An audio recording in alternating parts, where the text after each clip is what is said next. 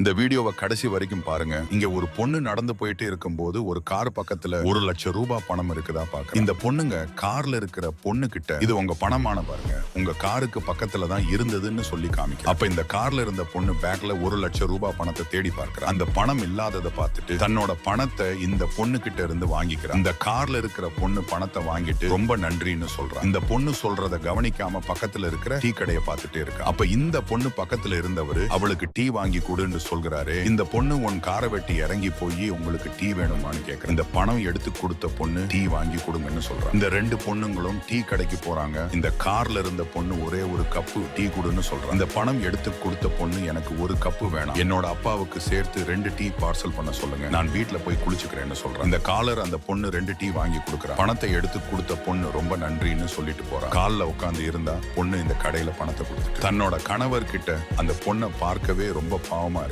அவ எனக்கு 2 டீ வாங்கி கொடுங்கன்னு பாவமா கேட்டா அந்த பொண்ணு ரொம்ப கஷ்டத்துல இருக்கா போலன்னு சொல்ற. அப்ப இந்த பொண்ணோட ஹஸ்பண்ட் அந்த பொண்ணுக்கு ஏதாவது உதவி பண்ணலான்னு 1,00,000 ரூபாய் பணத்தை எடுத்து நம்ம கிட்ட கொடுத்தா வேற யாராவது அந்த பணத்தை எடுத்து இருந்தா கண்டிப்பா நம்ம கிட்ட திருப்பி கொடுத்து இருக்க மாட்டாங்க சொல்லிட்டு அந்த பொண்ணு போன பக்கமா போறாங்க. பணம் எடுத்து கொடுத்த பொண்ணு நோய்வாய்ப்பட்ட தன்னோட அப்பா கிட்ட, அப்பா எந்திரிங்க, நம்ம வீட்டுக்குள்ள போய் டீ குடிக்கலாம்னு சொல்றா. அப்ப இந்த பொண்ணோட அப்பா என்னால முடியலமா, உனக்கு ரொம்ப பாரமா போல சொல்றாரு. அப்ப இந்த பொண்ணு அதெல்லாம் ஒண்ணும் இல்லப்பா, கடவுள் எல்லாம் நம்மள பார்த்துட்டு தான் இருக்காரு, நம்பிக்கையோடு இருங்க, உங்களுக்கு எல்லாமே சரியாயிடும், நீங்க வாங்க வீட்டுக்குள்ள போகலாம்னு சொல்லி தன்னோட அப்பாவை கூட்டிட்டு போறா. இவங்க 2 பேரும் உள்ள போனதுக்கு அப்புறம் கார்ல வந்தா இவங்க 2 பேரும் இவங்களுக்காக வாங்கிட்டு வந்த பிஸ்கட்டை வச்சுட்டு பாக்கெட்ல இருந்த 2,00,000 ரூபாய் பணத்தையும் இவங்களுக்காக வச்சுட்டு போறாங்க. இவங்களும் அந்த பணத்தை எடுத்துட்டு கடவுளுக்கு நன்றி சொல்றாங்க. இந்த பணத்தை வச்சு உங்களுக்கு எப்படியாவது இருக்கிற நோயை குணப்படுத்தி எல்லாம் மருந்து மாத்திரை வாங்குறதுக்கு பணம் இல்லாம இருந்தது, கடவுளா பார்த்து நமக்கு உதவி பண்ணி இருக்கிறாருன்னு சொல்லி 2 பேரும் சந்தோஷப்படுறாங்க. கடவுள் மாதிரி உதவின இவங்க 2 பேரோட நல்ல மனசு உங்களுக்கு பிடிச்சிருந்தா சூப்பர்னு கமெண்ட் பண்ணுங்க.